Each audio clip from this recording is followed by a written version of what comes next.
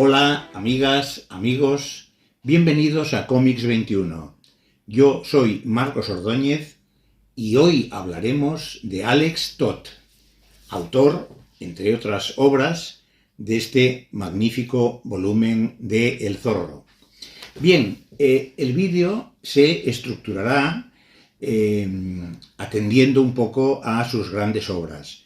Hablaremos del Zorro, hablaremos de todo su paso por Warren Publishing, por Kirby y Kirby, y también con esa obra que fue Bravo for Adventure. A continuación recordaremos la entrevista que le hicimos a Bully, porque nos explicará por qué Toth renunció a continuar con Torpedo, que de haberlo hecho seguro que hubiera sido la serie de su vida. Imaginemos pues todos los volúmenes de Torpedo dibujados por Toth. Aunque, hemos sido muy felices siempre también, solo faltaría con el arte de Jordi Vernet. La segunda parte de este vídeo es un documental sobre la vida de Toth.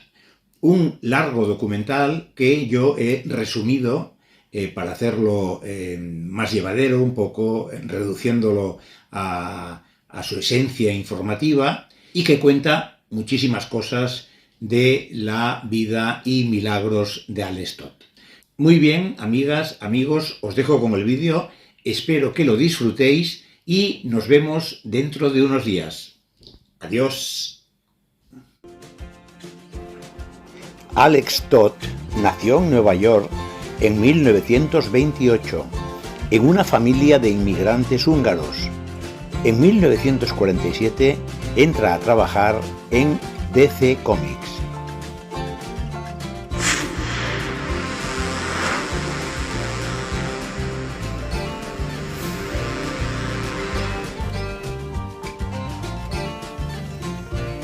En 1956, a la vuelta de su paso por el ejército, entra en Dell Comics, donde dibujará El Zorro, un cómic que adaptaba la serie que producía Disney para televisión y que estaba protagonizada por Guy Williams. Toth tuvo una mala relación con los guionistas televisivos, que constantemente le proponían cambios y correcciones, lo cual hizo que al final el dibujante abandonara la serie. El Zorro carece de unos guiones a la altura de un talento como el de Toth, que con su dominio del manchado en negro, siempre tan bien distribuido, sus grises y su retrato de personajes, consigue levantar una serie que de otra forma habría caído en el apartado de producto para puro consumo. Poco podían imaginar entonces en Dell Comics que gracias al talento de Toth, esta serie continuaría llamando la atención de nuevas generaciones de lectores.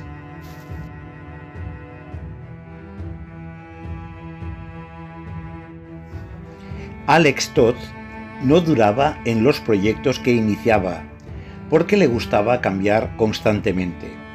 Es por ello que no es popular por un gran personaje ni por una gran serie. En las revistas Warren, Toth encuentra una libertad total para experimentar. Altera la estructura de la página, mueve el punto de vista como quiere, coloca luces en ángulos más dramáticos. Sus mejores historias son las que le escribe Archie Goodwin.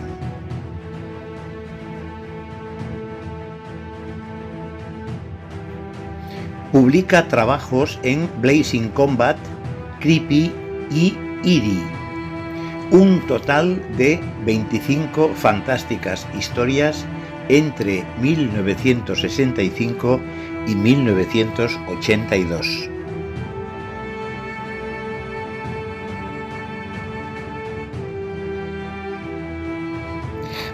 Toth Tocaba todos los palos: extraterrestres, psicópatas, brujas, ambientes modernos, ambientes victorianos, y en cada historia brillaba como el gran narrador que era.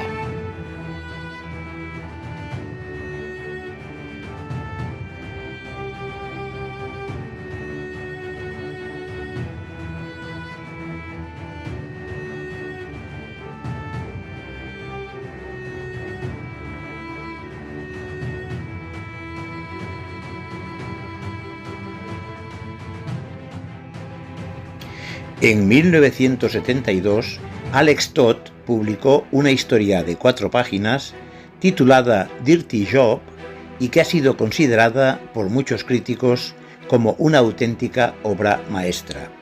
Apareció en DC, en la revista Our Army at War. Un centurión se lamenta por tener que matar a gente del pueblo cuando considera que su objetivo es luchar contra soldados enemigos. Está muy afectado porque ha tenido que asestar el golpe de gracia a un líder judío.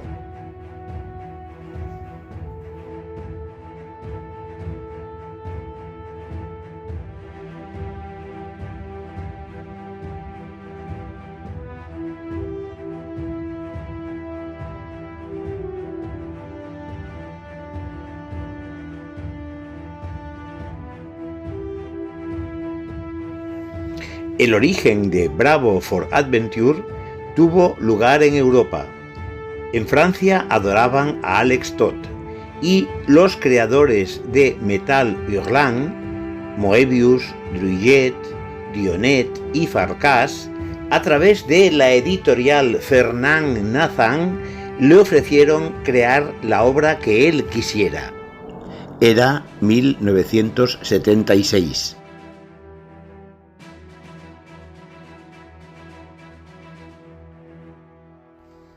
A Toth le encantó la propuesta. Tras tantos años de desilusiones en el mundo del cómic por los malos guiones que debía dibujar, por fin vio el cielo abierto. Él tendría ahora todo el control. Y entonces creó la aventura Bravo for Adventure. El protagonista sería un piloto con el rostro de su admirado Errol Flynn. Habría romance, humor, aviones y acción en los años 30, con una pizca de género negro.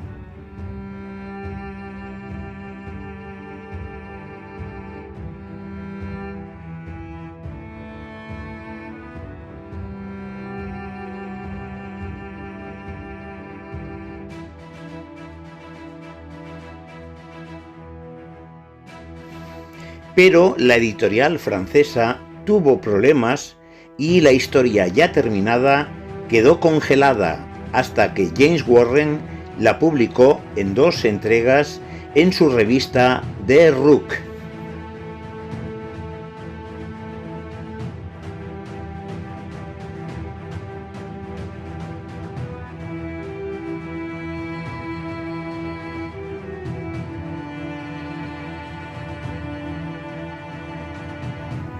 En Bravo, Toth se había encontrado con el momento más brillante de su carrera, en el que alcanzó la pureza de la línea, la esencia de las formas gráficas, la narración ideal.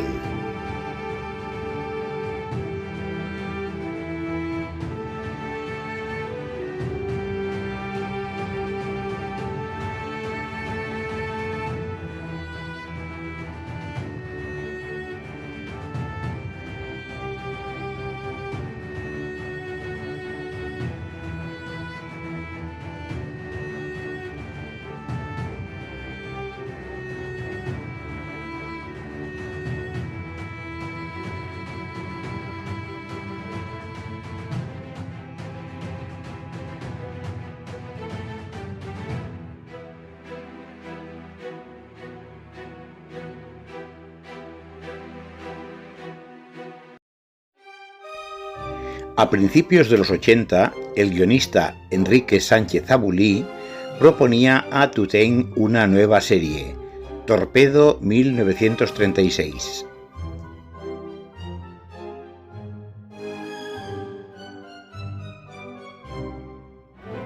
Alex Toth fue el elegido para dibujarla, pero al cabo de 2 capítulos se sintió incómodo con ella. No compartía el retrato oscuro del personaje ni los juegos de palabras de Abulí. No quiso continuar y se buscaron nuevos dibujantes, entre ellos Jordi Longarón y Frank Robbins, pero finalmente el que pudo hacerlo fue Jordi Vernet, dejando una huella imborrable en el personaje.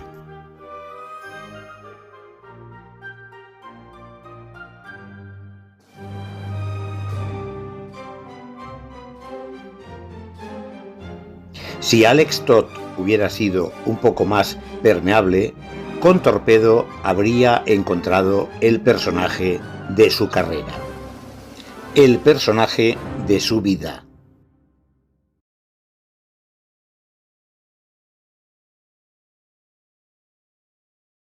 Pasó con todo aquello lo siguiente. Alex Toth en aquel entonces era un número 1 de los dibujantes americanos, uno de los mejores que había.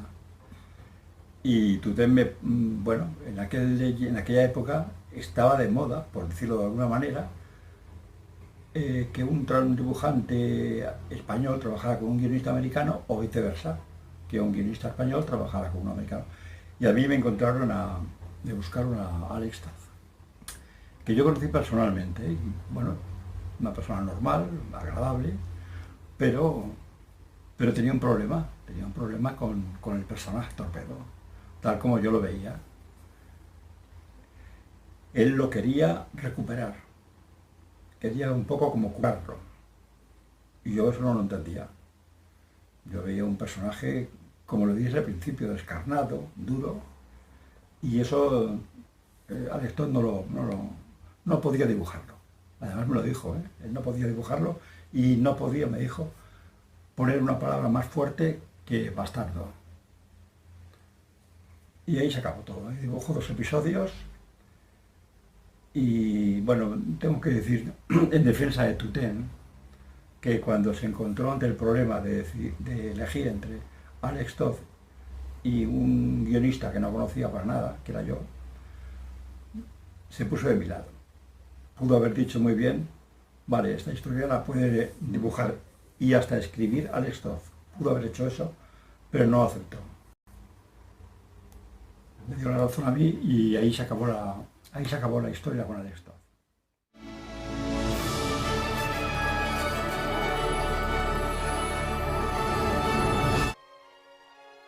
My poster class teacher in junior high took time to argue that I had to go to high school in industrial arts and make art my craft.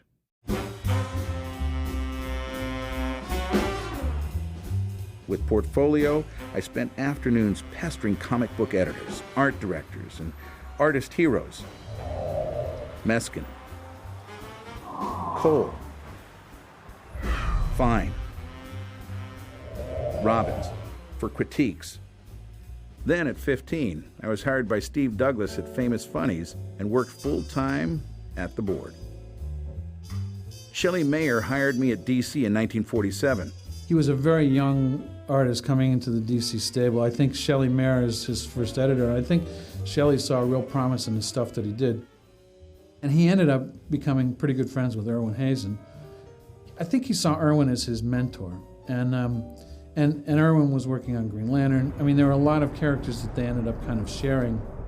We were all given different characters. We never made any mention about what we did. We just did them because it paid for money.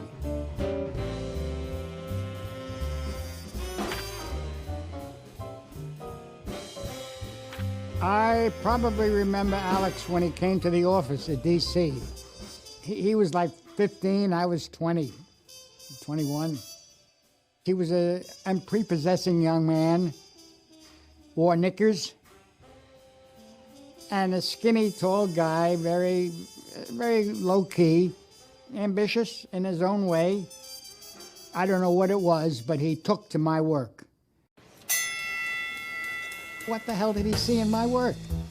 Not that I'm putting myself down, but I'm trying to find a thread where he liked my work, because I didn't. I was insecure as hell, and I didn't know what he was coming to me for. I got into the business about the time that the Superman character came out, maybe a little before that.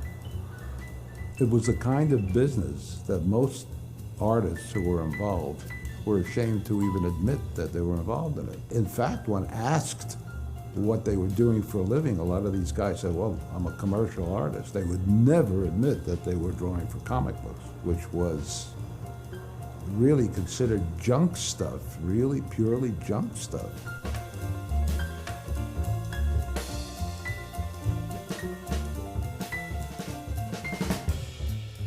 I had a small room in an apartment on Park Avenue and 35th Street in Manhattan. This was before the war. Alex, this skinny kid, would sit down at the table, and all of us would just stand over his shoulder and watch as he was working, because he was so good at what he was doing. It was a Johnny Thunder story he was doing at that time, and he was rendering a sandy, bushy kind of a terrain.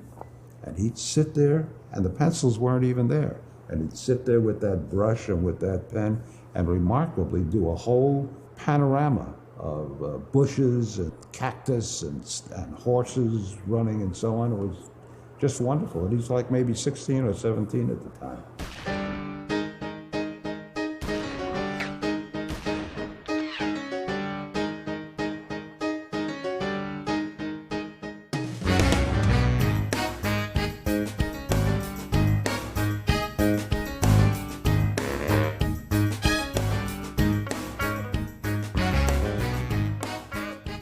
Alex loved doing the superheroes, you know, the Black Canary and the Green Lantern.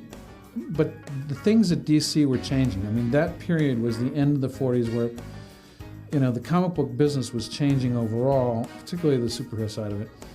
And so DC diversified. They ended up doing a lot of westerns, a lot of detectives, and a lot of interesting kind of, you know, diverse subject matter from away from the superhero type. He actually was one of the people that helped set the tone and the style of DC for the 50s. He really kind of polished his storytelling.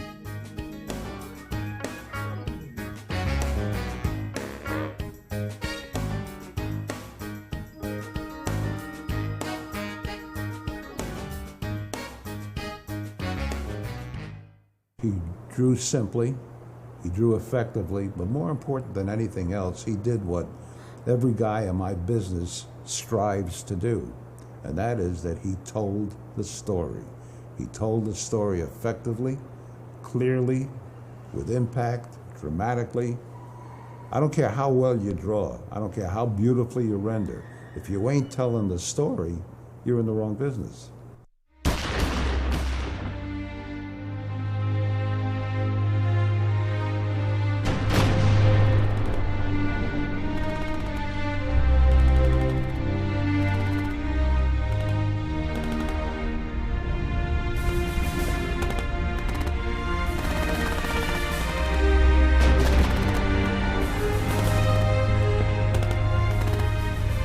I was not in the shooting war in Korea.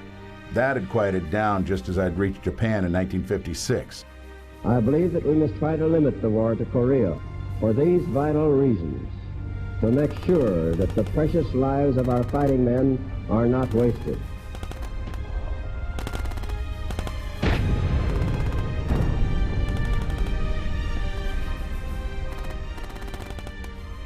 The Army recognized very quickly that this guy was a brilliant artist, and so he did this newspaper strip for the military guys. But he told me that there were many times he'd be walking through the base and people would be saying, "Well, what's going to happen next? What's going to happen next?" And it thrilled him that he got that kind of instant exposure and reaction from his audience.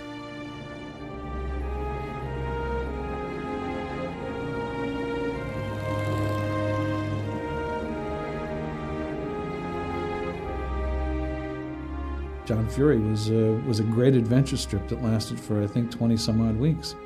And I mean, I love Burma Sky because Burma Sky pulls in his love of the Chenault legend, and you basically get to take a look at that story. The American Volunteer Group was a group that was, formed in the summer of 1941. They were pilots and ground crew that were taken out of the U.S. military. They were recruited by the Chinese as a volunteer air group and trained in Burma. And they were under the command of General Chenault, Claire Lee Chenault. And since Alex was stationed in Japan, he wrote to Chenault at his office in Taipei and said, I'd like to come and interview you at a period when I have leave. These are the days I have leave. Is it possible to get together? And Chenault wrote back, said, yes, come on down. And Alex went down there and interviewed him for a day and talked to him about the Flying Tigers. He used the medium to tell the story the way he wanted to tell the story. I mean, the air stories, both of them, are very full of sky and very full of specific pinpoint illustrations of the planes themselves and the pilots and the interior of the cockpit. And you get to feel that you're part of all that stuff.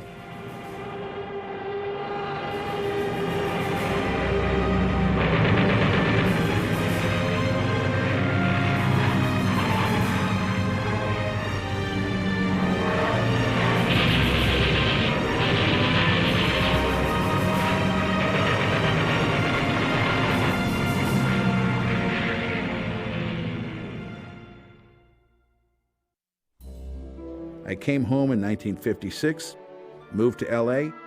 I'm married, live in Hollywood, and have 4 wonderful children.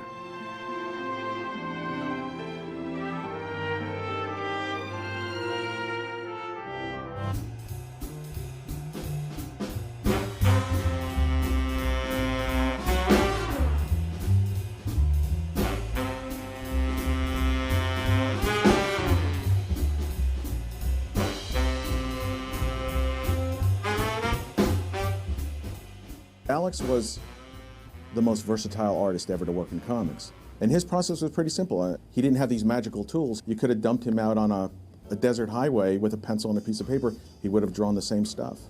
Everything about him was to strive for simplicity, and I think down to the material.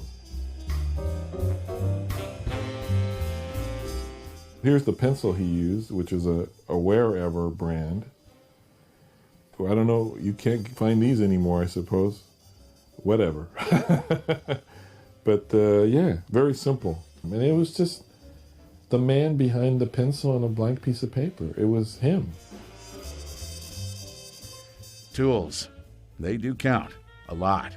Since I doodle with ink pens directly on 6x9 pad sheets, I test out many type pens, enjoying learning their working secrets. Good, bad, so-so. In casual drawings, doodles. So the first time I actually saw his work where I recognized it was the Atom Flash crossover in Brave Bold, because that was my era. That's the stuff I picked up off the stands. And I looked at it and I thought, this is fun. It seemed to me to be too simple. You know what I mean? I had expected more of it, so I looked to get more out of it. But I didn't really get the impact of it because I was too young to kind of get, the story sense and the flow of the story. He was original, he was unique. And his comic book work, as more people begin to discover more and more, are going to be just knocked on their cans, because there was nobody like him. There's nobody that thought like him, nobody that approached stories like him.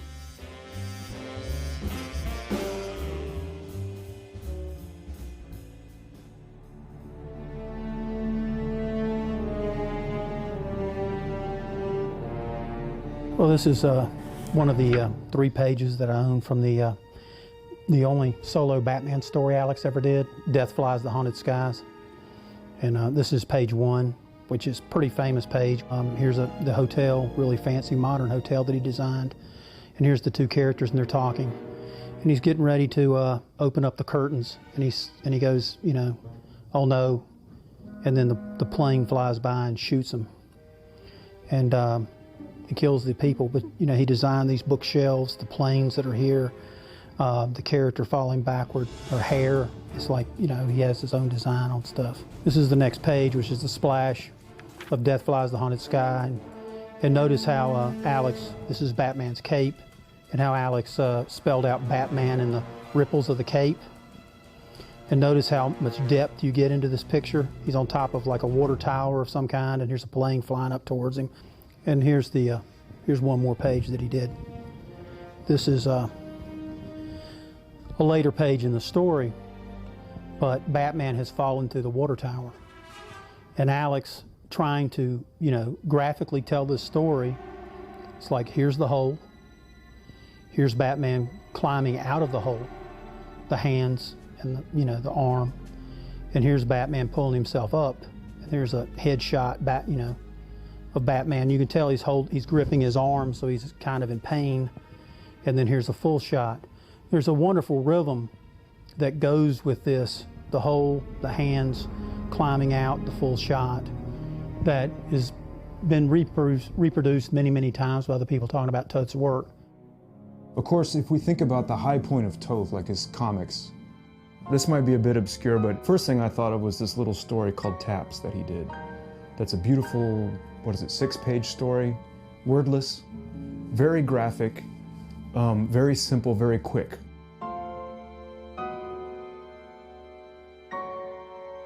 It's a beautiful story. The argument of the words are drawn, and it's something very simple. It's wonderful.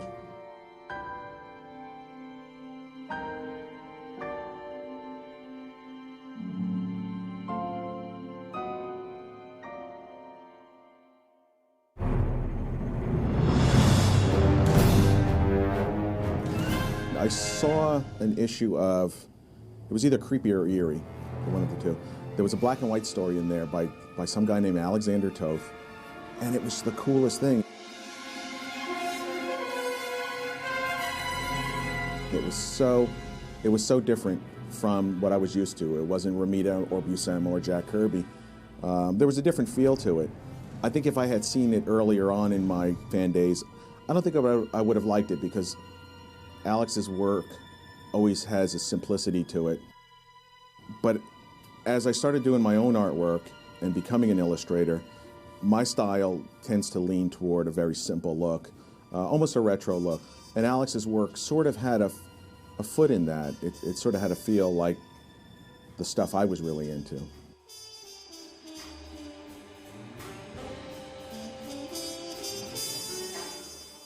I enjoyed reading it. I just didn't understand quite why. It took me a while to get to that point. And I think that as I saw more of his work, I got more of a sense of what it was, how it was put together, and how the story flowed. Because really, when you look at it first time, you read the story, and you don't get the fact that you're going with the flow of how the graphics and the story is set up in a kind of a tempo, a visual tempo. You don't get that as a kid. You don't get the sophistication of that. And I think, you know, I was lucky because I actually, got to seek it out, kind of look at his styles in different periods and see the growth in his work. There was something about Alex. He made his mark on everybody, but nobody knows he made his mark on them. You know, it's like Space Ghost and all the cartoons and comic books. He didn't do an extended run on any title. And ultimately, that's a pro and a con. I think he suffered in the annals of comic book history because of that. But he wanted that. He didn't want to be associated with one character.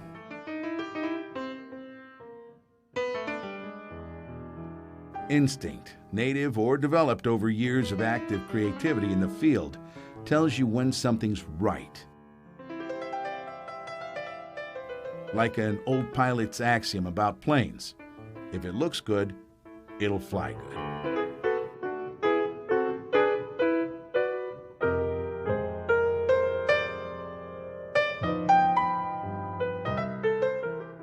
Noel Sickles. He was brilliant. So young to have so wise and honest an eye to see through the clutter, the dizzying details, to see the underlying truth of a picture. He did more full-bodied illustration with black, white, and one single medium-toned gray than many a pro with a full color palette. It's like, I think with any of us, that we grow up with an influence. People who admire and know of Alex, and know of the usual suspects, and the ones that we all knew was Noel Sickles, which was a great influence to him.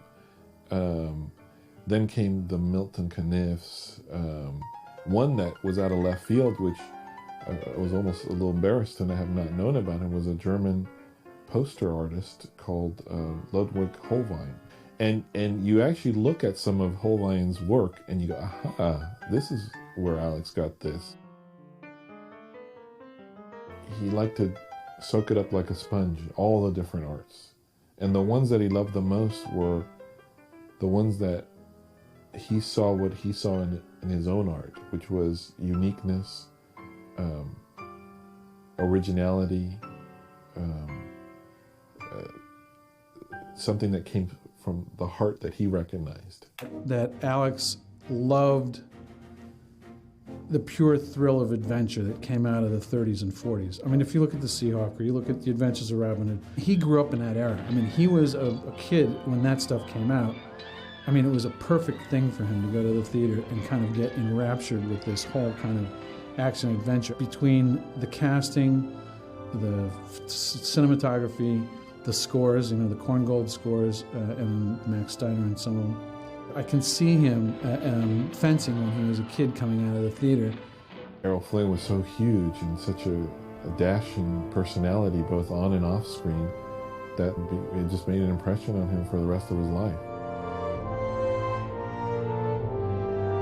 And I think he used that as a model, transposing that character into different time periods. You know, Bravo for Adventure is a perfect example. You know, it's there aren't very many adventure films that Flynn made that are period pieces that kind of follow the same tone as Bravo for Adventure.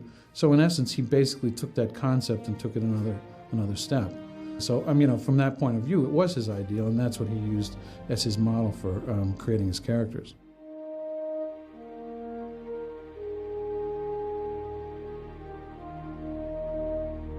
In my opinion, a true cartoonist is one who is looking at reality through the grid of their personal experience, their point of view, etc. And they find a way to translate through their hand and their eye the thing that is relevant about this person, this character. A guy like Toth, who's a true cartoonist, can take what they see and find a way to sort of dictate it shorthand, like this kind of two-dimensional Morse code, where with this reduced number of lines, you somehow infuse these marks with this energy that not only is yours, but it's them. And that's what cartooning is.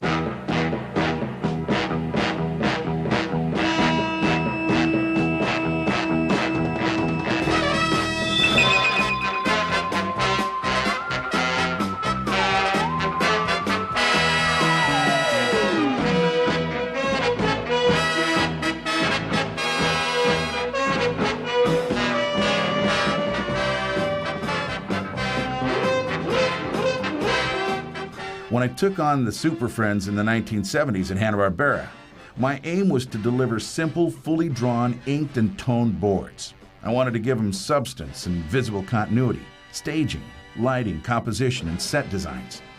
It was no more than doing the job right. You can imagine, as a kid of 4 or 5 years old, the first thing I see on TV is a show like the Batman show with Adam West, and then all the Saturday morning TV cartoons that was so popular back then, and one of them was Space Ghost. I was just wowed by it, the look, the voice, the design. And around that time, DC had put out a DC Treasury on the Super Friends, which had a explanation of how TV animation is done. And then I started to link one thing with the other. Oh, who is this man? And sure enough, I would read down there, Alex Toth again. I go, this is just amazing. It just, from like 5, 6, 7, 8 years old, it had made just an incredible impression on me. It's funny because, you know, I was a Justice League fan when I was a kid, but I liked the covers more than I liked the interiors. But, you know, I realized that it was very difficult to draw all of those characters, and you know, every one of the stories had, what, 8, 9 characters involved, and you had to draw all their costumes, and you had to remember what they did and all that stuff. He was able to take all those characters and combine them and tell a coherent story and keep them all together. It was the first time I was actually satisfied with the Justice League. So from my point of view, that's what I kind of sunk my teeth into. I mean, I loved Space Ghost, and I loved all the kind of stuff that was involved with it. And Hercules was a lot of fun. I mean, most of those stuff was fun, but taking something that I really knew well and enhancing it, boy, for me that was fabulous. The Space Ghost, that was it for me. That and Johnny Quest were the two that all the kids in our neighborhood would miss. He did work for Hannah-Barbera for a long time. Matter of fact, he met one of his wives, Guyla, who was Joe Barbera's secretary, and she was a very important part of his life.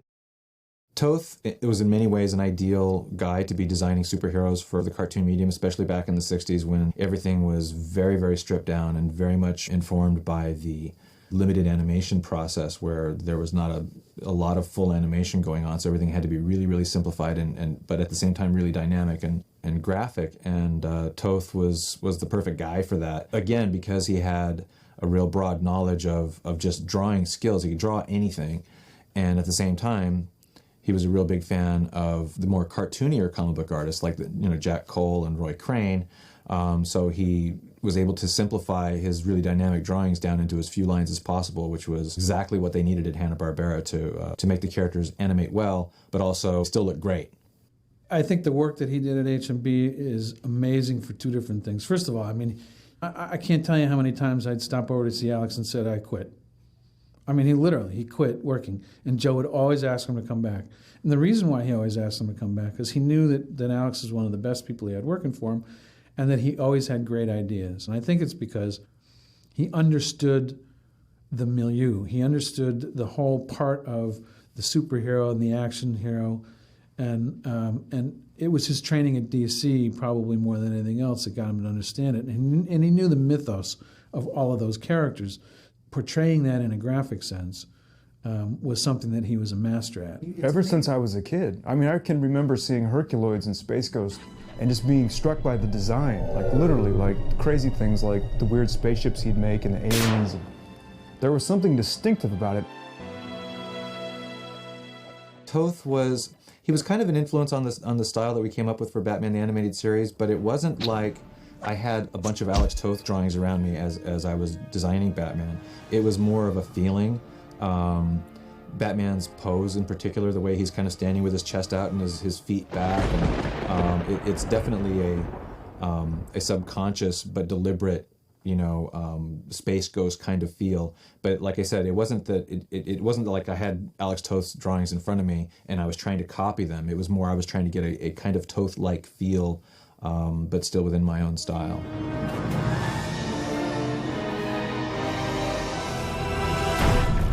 With long and short stints at Hanna-Barbera, I've drawn storyboards, scene layouts, designed heroes, heroines, villains by the hundreds, ditto incidental characters, gadgets of every type, use, size, and shape, and otherworldly origin, locales and backgrounds, costumes, sets, props, effects, full-color art presentations, etc., etc. Well paid for all. Well treated, too.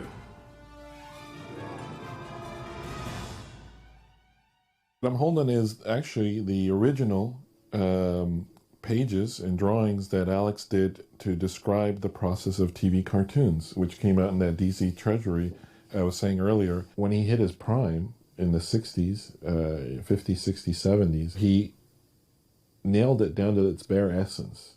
And going to Hanna-Barbera or any TV studio at the time, he was the perfect person to be a designer because he did eliminate as much as he could, and all you had there was the enough lines to make that animation work.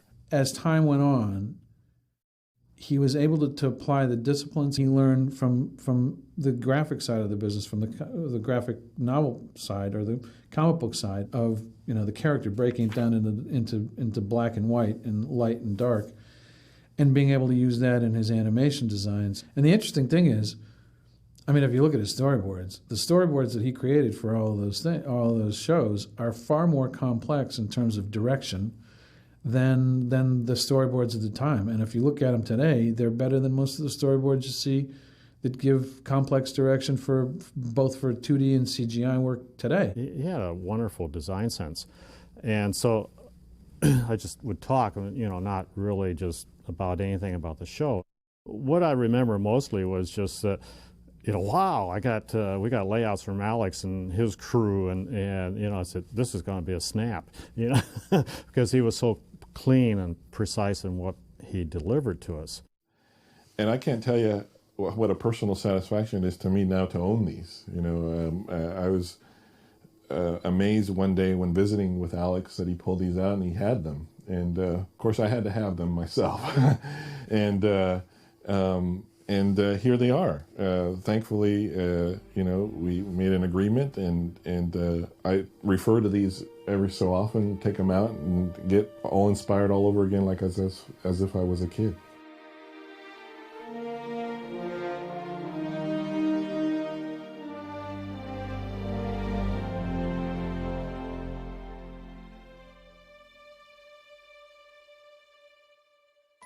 I wouldn't be surprised if major filmmakers in Hollywood and abroad look at this and point at this saying this is a source of inspiration, because it has the whole process. And Alex had a temperament and a personality where he was very meticulous, and it shows in here because he didn't leave a dot or a comma out explaining the process. So my sleepless nights, miles of cigarettes, and oceans of coffee didn't go for naught. Well worth the effect it had on production.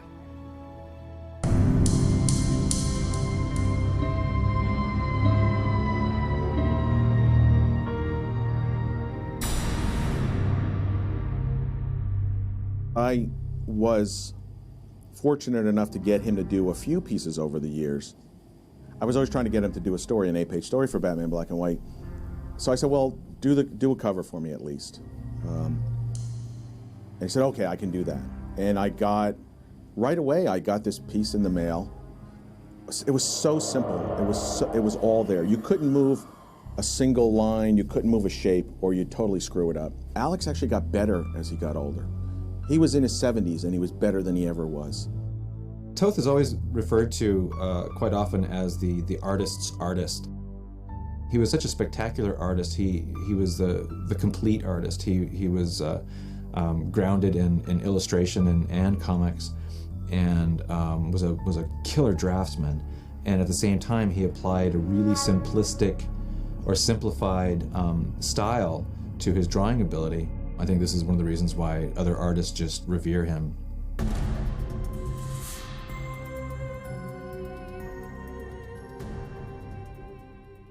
Just how he laid out a page in his artwork is, a design epitome of just perfection. Even the lettering, because he did all his own lettering. And this stems back from way in his early childhood, because he started doing comics in his teens. He was taught by the old-timers that you had to do it all. You had to learn to do it all. And, from the penciling to the inking to the lettering, to the rendering, to the logos, to everything. So he got to a point where his design sense was immaculate. It is the simplicity of the design and the following the movement and feeling as though you're part of the story as opposed to just looking at the story. And the command of the page in terms of being able to break down the story and then simplify each of the movements so that you actually follow it in the tempo that he's designed is just breathtaking. But I also think that he looked at black and white in terms of the way, and color, the way it blended on the page to design that page so that you follow it, because that's part of the design sense of being able to figure out timing. He wanted to know how everything worked. Take a plane, for instance. He knew everything from the From the cockpit to the propeller to the rivets, he knew everything about that, and it was fascinated by it, and the more he knew about it, the better he could draw it. I asked him once, because I was so impressed, you must have had, in the 60s, several sets of encyclopedias or whatnot, and he said, no, I did it all out of memory. One of the times I went to visit him, he had a stack of National Geographics on a table, on a coffee table, and he had this huge magnifying glass. And I said, what are you doing? And he goes, well, they got these articles on the Mayans, and I'm just fascinated with it. So he would get this magnifying glass out, and he would look at the photographs, trying to extract as much information as he possibly could. That always struck me, because he was so into getting as much information and knowledge as he could. He had a photographic memory. I'm an interested observer, a fan now, and it's enough for me. I've said it all, done it all, with nothing more to say, so I've just shut up. I enjoy all the reprints of old classic comics. The best is behind us. I was always very nervous to show him my artwork. You know, he knew I was an artist, but he didn't. I really intentionally kept my artwork away from him. The worst thing in the world would be for God to not like my artwork. Alex told me this story. He said that when he moved to California, he got a call from this guy, Jack Kirby. He knew Jack's work, but he had never met Jack. And Jack said to him, Alex, this is Jack Kirby. I really love your work. And so many people say that you and I are the two main guys in the industry, and everybody else falls into place behind us. Whether or not that's true, I want to learn why you do certain things. I want to know what you do. When do you come over? And so it was a short drive. Alex hopped in his car and went over. Roz Kirby made hamburgers. And Jack and Alex sat out by the pool. And I remember Alex saying this. He said, so we're sitting there eating hamburgers, and Jack says, okay, I'm going to tell you exactly what I do and why I do it. And here it is. And for the next 35, 40 minutes, Jack spoke about everything he knew about his art and everything he knew about comic books and storytelling.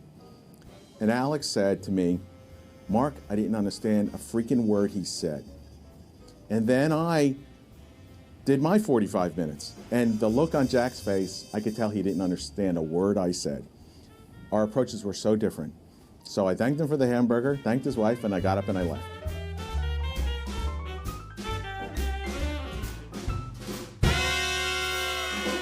It was amazing. I'd be like, hey, I found this book, I want you to have it. And he's thanks very much, but did you notice on page 72, whoever printed this book and did the pre-production, the image is actually upside down? I'd be like, what? Take a look. He's like, these halftones are really badly reproduced. There's a 5% gray behind this. It should be white. They didn't push the exposure high enough. And my God, he's right. He could talk about anything. He was so well versed. He was such a voracious reader. Everything from fine art to the new cute actress in Hollywood. He knew everything. The guy was such a font of information. Genius. He was an absolute genius. And I know that word is thrown around a lot, but you have to say that about Jack Kirby and Robert Crumb, and Alex Toth. A mutual friend of ours, Mark Chiarello at DC Comics, I got to correspond with Alex because he was really good friends with Mark, and I was good friends with Mark, and Mark knew I was a fan of Toth, and so he got us in touch with each other. And I sent him a fan letter, and the weirdest thing in the world, days later, I actually got a fan letter back from him, and it was like, wow. We would talk about lots of different subjects. He was, he had a real magpie kind of mind. He was interested in lots of little things, and he would grab things and, and store them in the back of his head. And then all of a sudden you'd get like this 5-page letter talking about, Italian sports car design or, full-figured women. And he was a real raconteur. The great thing about Alex was he really didn't want to talk about comic books that much. He wanted to talk about Gustav Klimt and Holbein and N.C. Wyeth and Al Parker and Kobe Whitmore. We had a million conversations about American illustrators of the 40s and 50s and 60s. Yeah, we had a lot of good conversations. Of course, it ended badly.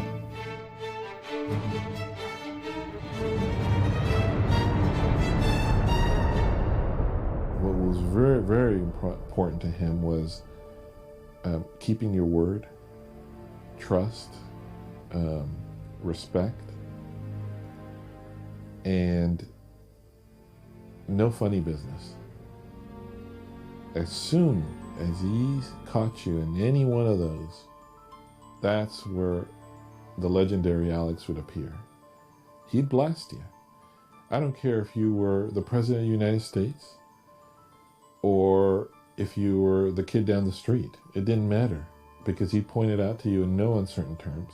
It was right around the time that we were doing the Superman animated series, and we got into a disagreement about my approach to the Superman the animated series, and I mean, he kept insisting that it should have been exactly like the old Fleischer cartoons, and I really didn't want to do that. I wanted to do my own take on it, and so, you know, he was like, you know, sending me these letters that were just critiquing the show, like, you know, kind of mercilessly. We were friends for about 18 years, and we had a falling out about 2 years ago, and he was a jerk. He was being a jerk. I kind of expected it because I'd talked to other people who were friends with him or had been friends with him, where he just kind of like cut them off cold someday. Alex was the only person, by the way, that could yell at you in a letter. This was him yelling. When you get this kind of stuff in the mail from a guy that's like your friend, at first you're shocked, but then you just start laughing. Because imagine a guy spending that much time and that much effort and that much anger venting himself on a piece of paper. Now, on one hand, he would like to argue points, but at the same time, he would get frustrated and just say, "No, I'm right, you're wrong, go away." I was probably about 23, 24, and I sent him just the latest pack of stuff, and, you know, typical. And he wrote back his I don't want to say usual critique, but he wrote back, you know, it was the dialogue. He dialogued. So I got the letter back, and at the end of it, very abruptly, last two lines, you know, "Okay, kid, I've had a gutful of you. Now go work. You know, I don't have anything else left to tell you. Go work, and come back when you have something to show me." And that was the way it ended. I never wrote him back.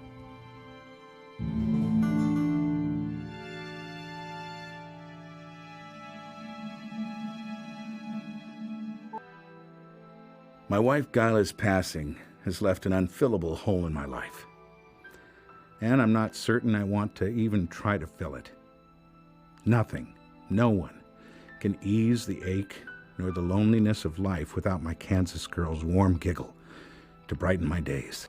I know that when he lost Gyla, it was a huge blow to him. I think that it basically shut down more than he realized, and continued to change how he viewed life, and eventually that's how he basically kind of withdrew from you know, the rest of the world and stayed at home for the rest of his life.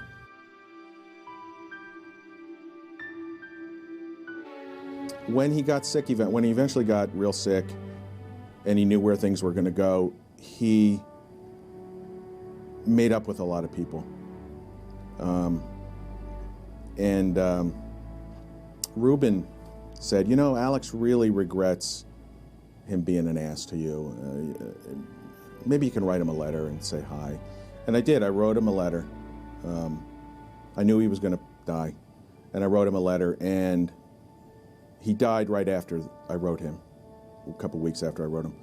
And 5 days after he died, I received a letter from him.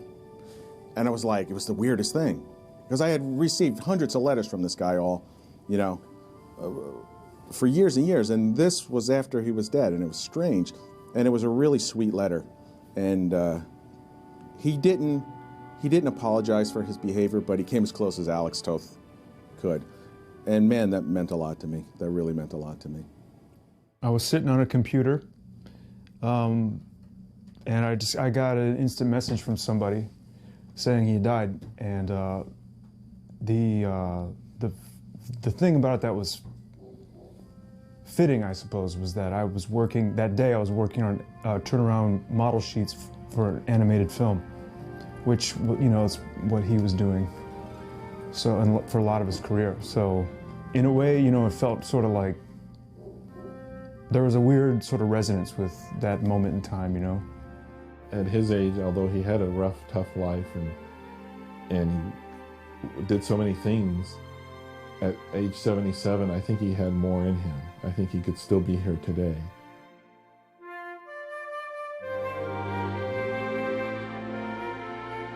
I treasure those phone calls where he'd call me and